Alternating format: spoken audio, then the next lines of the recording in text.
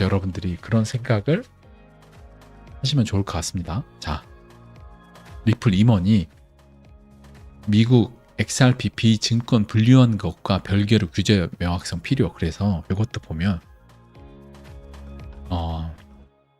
그 스튜어트 알데르트 리플 최고 법률 책임자가 리플의 비증권 판결과 별개로 미국의 규제 명확성을 호소했다. 그래서 제가 계속 얘기했지만 리플 XRP는 매를 먼저 맞아놨고 그 다음에 규제의 명확성에서 자유로워진 첫 번째 메이저 알트코인이 됐고, 그래서 앞으로는 아직 가격이 안 올랐지만 앞으로는 사실 탄탄대로요. 앞으로는 SEC가 칼날로 수많은 알트들의 규제 명확성을 이유로 들면서 다 소송을 남발하고 다 증권으로 하면서 날아가고 상폐가 되는 사건들이 많이 생길 거라고 봐요.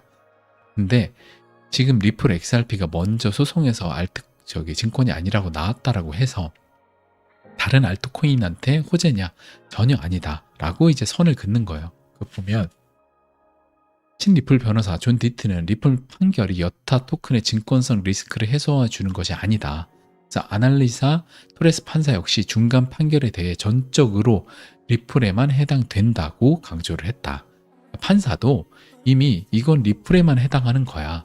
다른 알트코인들은 여기에다가 뭔가 삐대 생각하지 마라. 이렇게 얘기를 한 거죠.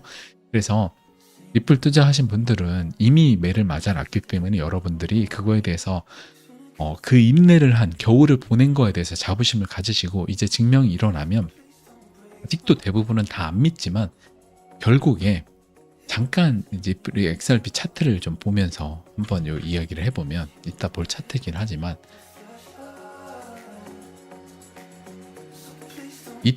이때만 해도 예전 이때 리플 XRP가 이렇게 계속 바닥을 할 때, 계속 이때 요거 뚫고 살짝 올라오고 이렇게 얼마나 지루하고 얼마나 힘들었겠어요. 막 계속 바닥을 박박히고 그러다가 어느 날 하다가 이런 식으로 날아가는 거죠. 여기서 이만큼 상승을 하고 이제 5일봉이에요. 이게 이런 식으로 상승을 하는 거죠. 이런 그림이 저는 당연히 나올 거라고 봐요. 왜냐하면 뭐 리플 XRP 리플사가 일을 엄청 잘하고 있고, 지금 또 방금 얘기한 것처럼 증권성 여부에서도 이제 자유로워졌잖아요. 그리고 앞으로는 대부분의 코인이 전 세계적인 흐름이 어떻게 되는지 우리 다 알고 있잖아요. 나라가 아까 일본도 은행이 스테이블 코인과 디지털 엔화 이런 거 다 발행한다고 했고, 각국이 CBDC 준비를 하고 있고, 국세청, 미국 국세청이 지금 뭔가 준비하고 있고, 한국 국세청도 준비하고 있죠. 다 제도화 되는 시기로 넘어가고 있잖아요. 그러면 당연히 증권성 여부를 엄청 따질 테고, 지금 한국의 요번에 국감에서도 나왔던 게 수익코인이, 왜 수익코인은 문제가 많은데 한국거래소 연합에서 닥사에서 이거에 대해서 말하지 않느냐, 이런 얘기가 있었어요. 결국에 앞으로 이런 시대로 간다는 거죠. 규제와 나라에서 통제하는 시대. 그러면 당연히 먼저 매맞아 놓은 놈, 먼저 실제 사용이 되고 안전한 놈이 살아남고 대부분은 위험한 시대로 간다. 이건 당연히 필연적으로 우리가 상상할 수 있는 흐름인 거죠. 그렇죠? 여러분들 생각을 하시면 좋을 것 같습니다. 나무나무님이 844명 듣고 계신데 좋아요 300개. 네, 좋아요를 눌러주시면 우리 지금 비염에 콧물을 닦아가면서 방송을 열심히 하고 있는 저에게 큰 힘이 되겠습니다. 제가 갑자기 참기운을 쐬서 맑은 콧물이 좀 나오는 비염이 찾아왔습니다. 여러분들에게 청명한 목소리를 들려드리고자 콧물을 뚝뚝 흘리면서 열심히 방송을 하고 있으니까 좋아요를 한 500개만 200명 정도 눌러주시면 한번 또 기분 좋게 열심히 해보도록 하겠습니다. 감사합니다. 미리. 자, 미국 상원 의원 그룹이 국세청 재무부 압박, 그래서 암호화폐 사업자 과세 신고, 제가 방금 전에 얘기했던 것처럼 이런 식으로 상원에서도 암호화폐 사업자의 과세 신고를 해야 된다. 이게 뭐냐면 암호화폐 쪽에 소득이 엄청난데 여기에 과세 시스템이 안 돼 있으니까 어떻게 소득을 걷냐. 그러니까 암호화폐 사업자의 과세 신고 의무, 결국에 다 KYC 하고 암호화폐들 이거 신고하도록 해라. 그래서 저는 지금 유니스왑이라든지 뭐 여러 가지 탈중앙화 플랫폼들 있잖아요. 이런 데들 KYC, 그러니까 신원 인증 시스템 없이 어떤 나라에서 철퇴를 안 맞기가 불가능할 거라고 봐요. 그래서 대부분 다 신원 인증. 그럼 신원 인증하면 뭐예요? 탈중앙화가 아니잖아요. 그러니까 제가 계속 얘기했던 게 비트코인으로 시작된 이 탈중앙화라는 이 바람은 금융을 그레이트 리셋이라고 하는 월드 이코노믹 포럼에서 2025년까지 바꾸겠다고 하는 전 세계적인 금융 개혁, 이 새로운 달러가 지고 새로운 돈의 시스템, 새로운 부의 바금으로 넘어가는 데 있어서 앞에서 띄워주는 비트코인이 페이스 메이커 같은 역할로 앞에서 탈중앙화라는 깃발을 들고 사람들한테 이거는 이제 안전한 돈이다, 암호화폐라는 건. 그래서 이거는 공정한 돈이다라는 이미지를 심어주기 위한 가장 큰 책무를 저는 가지고 있다라고 봐요. 그래서 뭐 그걸 다 하고 비트코인 사라지냐, 이것까지 미래는 모르지만 결국에 저는 탈중앙화라는 것 자체가 기술적 탈중앙화와 금융적 탈중앙을 우리가 꼭 구분을 해야 된다. 그래서 샘 뱅크먼 그 뽀글이가 그 얼마 전에 샘 뱅크먼의 여자친구가 그 증언을 했잖아요. 그래서 샘 뱅크먼의 이제 그 치부에 대해서 다 얘기를 했는데, 비트코인이 원래 10만 불 넘어갈 거를 샘 뱅크먼이 못 올라가게 가격 조작을 했다라고 시인을 했잖아요. 그럼 뭐야? 탈중앙화가 돼 있는 비트코인인데 왜 10만 불을 못 넘어갔을까요? 그렇죠? 21년도에. 그거는 금융적으로 더 많은 돈에 의해서 조작이 되기 때문에 안 되는 거예요. 그래서 지금도 ETF, 블랙락이 ETF 넣어놓고 어디가 ETF 넣어놓고 현물 ETF라는 건 현물을 사놓고 그들이 ETF를, 이게 현물이 없으면 안 돼요. 예전엔 선물은 현물을 안 사놓고 자신네들의 ETF 돈 들어오는 거를 뭐 공매나 여러 가지 되지만, 현물이 없으면 만약에 가격이 올라버리면 그걸 갚아야 되는데 어쩔 수 없죠. 현물을 사놔야 된다는 개념인데, 결국에 이런 걸 다 해놨는데 지금 가격이 지금 여기 있잖아요. 왜 이럴까? 결국에 금융적으로 탈중앙화가 안 돼 있기 때문에 어떤 더 훨씬 압도적으로 돈이 많은 그룹이 이 시장을 조작을 하고 있다라는 역설적인 합리적인 의심을 우리가 할 수 있는 거죠. 근데 사람들은 하나만 생각하는 거야. 비트코인은 탈중앙화 됐다. 비트코인은 최고다.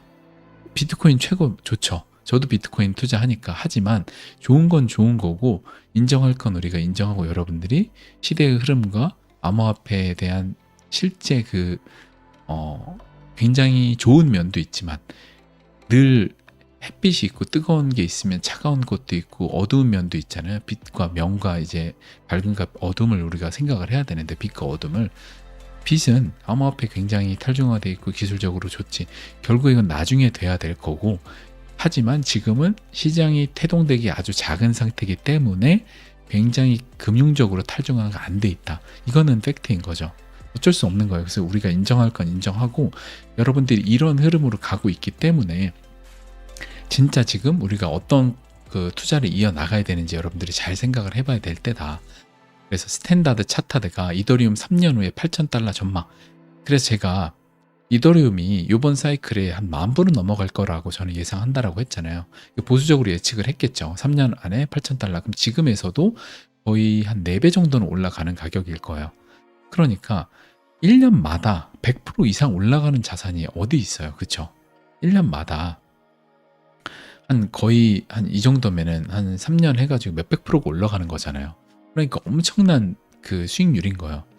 그러니까 여러분들이 아무 자산이 수익률이 굉장히 높지만 투자가 힘들잖아요. 지금 막 지루하고. 근데 생각을 조금만 바꿔보면 지금이 사실 지루할 시기가 아니라, 우리가 이때 있잖아요.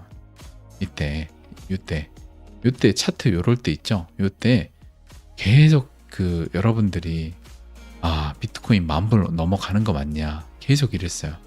계속 이러다가 1200만 원 가네? 안 가나? 가다가 1300 가다 다시 1200 내려오고 역시 안 가네 이랬는데, 하다가 날아가기 시작해요. 쭉쭉쭉 가요. 여기도 한번 이때도 어떻게 된 거지? 이제 빠지나? 쭉쭉 계속 날아가요. 이렇게 거의 8,000만 원까지 가는데, 이 와중에 한 1월, 2월 이때까지는 메이저 알트가 안 움직였어요. 비트코인만 먼저 갔어요. 도미넌스를 올리면서. 그러니까 사람들이 진짜 힘들어 했단 말이에요. 결국에 또 똑같아요. 지금도 또 똑같단 말이에요.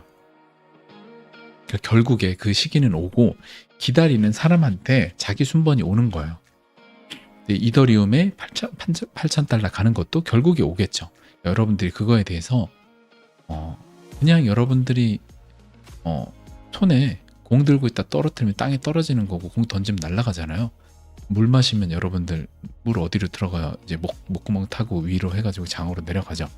당연한 거예요. 그냥 시키면 내일 아침에 오는 것처럼 여러분들이 아주 당연한 건데 지금 또 똑같이 같은 그 패턴에 빠져서 그냥 지루함에 여러분들이 감정이 두려움으로 전염됐을 뿐인 거예요. 두려움과 여러분들이 지루한 감정은 꼭 구분을 해야 되는 거예요. 아시겠죠? 방송 초반에 얘기했던 것처럼. 자, 이거는 비트코인의 로그 차트가 아니라 일반 그냥 차트예요. 로그는 이제 수익률에 따라서 다 같은 봉우를 비교를 해놓은 거고 2012년에도 이렇게 가다가 쭉쭉쭉쭉 상승을 해서 5달러였던 비트코인이 115달러 이런 식으로 날라갔고 2016년에도 1200달러 갔다가 쭉 파서 한 300 몇 달러까지 갔다가 쭉 해갖고 이렇게 날라갔고 7,000, 8,000달러 날라갔고 2020년에도 이렇게 가다가 한번 코땡땡 한번 찍어주고 다시 날라갔고 좀 전에 봤던 차트죠. 그 다음에 지금도 또 똑같아요. 이런 식으로 가다가 여기서 지금 여기 있는 거야. 그러면 대략 우리가 요 언저리 근처에 있다라고 보는데 16년하고 지금 코땡땡처럼 이런 큰 역사적인 사건이 안 터지면 이런 게 아니라 이런 흐름으로 갈 가능성이 높다라고 했죠. 그러면 앞으로 이게 올 거라는 얘기잖아요. 앞으로 이게 올 거란 얘기인데 지금 왜 여러분들이 지루하고 두려울 게 아니라 코땡땡대로 돌아가면 얼마라도 샀어야 되는데 이 얘기를 맨날 했단 말이에요. 그러면 지금도 또 똑같죠. 떡상하기 전에 얼마라도 모아놓을 걸. 그러니까 지금 메이저 알트코인들 그 다음에 뭐 비트를 모으실 분들은 비트를 모으고 그렇게 모아놓으면 되는 거예요. 그러니까 지금은 그런 시기가 아닌 거죠. 여러분들이 막 괴로웠고 하고 이런 시기가 아니다. 이렇게 좀 이야기를 드리고 싶습니다. 자, 오늘도 우리 하랑 도원분들은 열심히 즐겁게 수다를 떨고 계십니다. 좋습니다. 자, 좋아요 수가 422개. 80개가 부족한데 80개를 한번 채워주시는 우리 또 구독자분들의 위험 투혼을 발휘하고 있는 어둠 새벽을 위해서 한번 눌러주시면 좋을 것 같아요. 자, 리플 최고 책임자가 사임을 했다. 그래서 의료 스타트업을 이직을 했는데 이 메이븐 클리닉 여기가 정확히 어떤 걸 대략 하는 데인지는 알겠는데 왠지 여기가 블록체인 쪽하고 좀 관련이 있지 않을까 좀 생각이 들어요. 그래서 보통 이제 CFO가 이렇게 나가는 경우들은 크게 두 가지예요. 그냥 내부 임원들끼리 뭔가 사이가 안 좋거나 아니면은 좀 회사가 상태가 너무 좋거나 아니면 이제 더 할 일이 없이 이 사람이 할 수 있는 그러니까 좀 회사가 더 커지기 위해서는 보통 CFO를 또 가는 경우들이 있거든요. 이제 나스닥 상장도 하고 더 커져야 돼요. 그러면 이 파이낸스적으로 더 캐파를 큰 회사를 할 사람을 이제 뽑기 위해서 하는 경우도 있고 아니면은 뭐 좀 회사가 진짜 안 좋아지는 경우 먼저 나가는 경우도 있는데 리플은 일단 방금 얘기한 후자는 아니기 때문에 저는 이제 더 큰 IPO라든지 이런 걸로 가기 위해서 CFO가 한번 나가고 이제 공석으로 구하고 있는 게 아닌가 생각이 들어요. 오히려 진짜 좀 위험한 거는 이오스 코인처럼 그 댄 라리머라고 하는 CTO격인 창업 멤버, 창업주라고 할 만한 이제 거의 그 사람이 이오스를 떠나버렸죠. 이거는 거의 좀 막장임 케이스였죠, 사실. 왜냐면 팩트로 그냥 어떤 엔진을 만드는 기술자가 있어요. 뭐 로켓의 엔진을 핵심 담당한 사람이 있어요. 코인도 똑같죠. 근데 그 사람이 나가버렸어. 그러면 당연히 그 핵심의 기술 엔지니어가 없으니까 악재잖아요. 그래서 리플로 치면은 데이비드 슈왈츠가 만약에 리플을 떠난다. 이미 뭐 리플 레저라든지 여러 가지 다 설계를 해놨지만 그래도 그거는 좀 악재라고 봐요. 그래서 CFO가 나가는 경우는 오히려 좀 더 큰 회사로 발돋움하기 위해서 좀 재무 담당자가 스케일업 하기 위해서 그런 게 아닌가라는 제 뇌피셜을 한번 이야기 드려봅니다. 그리고 방금 전에 아까 얘기했던 것처럼 레이달리오가 미국 중국 포함한 세계대전 가능성 50% 상승. 그래서 이 레이달리오 분도 당연히 금융 엘리트죠. 그래서 우리들에게 겁을 많이 주고 뭐 레이달리오의 메모 이래갖고 좋은 것도 하긴 하지만 결국에는 금융 엘리트고, 그래서 50%로 세계 대전이 상승의 가능성이 있다. 그럼 뭐야, 뭐 주식 팔고 코인 팔으란 얘기인가? 지금 굉장히 그 모두가 관심 없는 시기에 이런 게 나오는 거는 여러분들이 신경을 꺼야 되는 거고, 모두가 관심 있는 시기에는 이런 게 안 나오고 오히려 좋은 소식이 나오겠죠. 반대로 여러분들이 생각을 하시면 되는 거예요. 그렇게 생각하시면 되겠다. 자, 그리고 코인마켓캡 챗 GPT 플러그인 출시, 그래서 시장 데이터 및 분석 기능 제공. 그래서 암호화폐 데이터 플랫폼 코인마켓캡이 시장을 분석을 쉽게 할 수 있는 설계된 인공지능 도구 챗 GPT 플러그인. 그래서 예전에 제가 한번 이야기 드렸는데 그 챗 GPT가 인공지능 앱이잖아요. 그래서 여기서 플러그인을 제공을 해요. 그래서 여러 가지 이런 코인마켓캡 이런 데 여러 데들이 챗 GPT에 붙는 거예요. 붙어가지고 자기네들의 코인 여러 가지들 뭐 분석하고 하는 것들을 챗 GPT의 이 모델이 활용을 해갖고, 챗 GPT는 데이터를 쌓으니까 좋고 이런 데들은 새로운 뭐 코인 분석 같은 것 이런 것들을 할 수 있게 되는 거죠. 그래서 월 $20를 내면 챗 GPT 플러스를 통해 가입을 할 수 있다.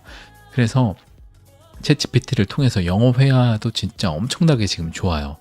그래서 지금 앞으로 한 6개월, 1년 정도만 돼도 이 서비스들이 무르익고, 그 다음에 또 플러그인을 통해서 수집된 데이터들이 많이 쌓여서 또 챗GPT가 더 똑똑해지고 하면 정말 무시무시해질 거다. 그래서 이 플러그인들은 점점 여러 서비스들에 다 붙을 거 아니에요.